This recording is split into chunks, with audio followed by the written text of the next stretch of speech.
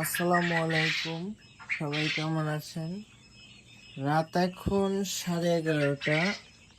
প্রতিদিনের মতো সব কিছু দেখে শুনে খামারটা বন্ধ করার জন্য আসছি, এজন্য সবকিছু চেক করতেছিলাম। আর সবকিছু চেক করতে গিয়ে এখন মেশিনের কাছে এসে দেখি যে এখানে আমার যে কোয়েল পাখির ডিম দেওয়া আছে ওখান থেকে বাচ্চা ফুটে বের হচ্ছে।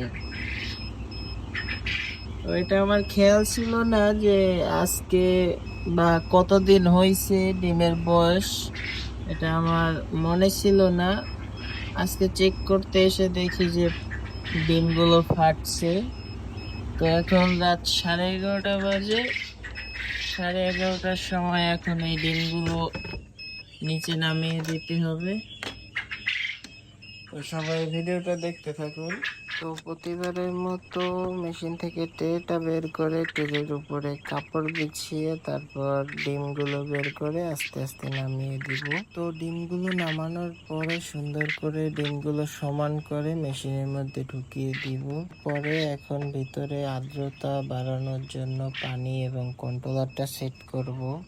কন্ট্রোলারটা সেট করার পর পানি দিব, পানি দিয়ে বাটিটা আবার ভিতরে রেখে দিব। এখন কাজ হচ্ছে মূলত কন্ট্রোলারটা সেট করা, কারণ বাচ্চা বের হলে আর্দ্রতা বাড়িয়ে দিতে হয়। তো এখানে কাজ সব শেষ, এখন খাঁচা থেকে ডিমগুলো নিয়ে তারপর খামারটা বন্ধ করে দিব।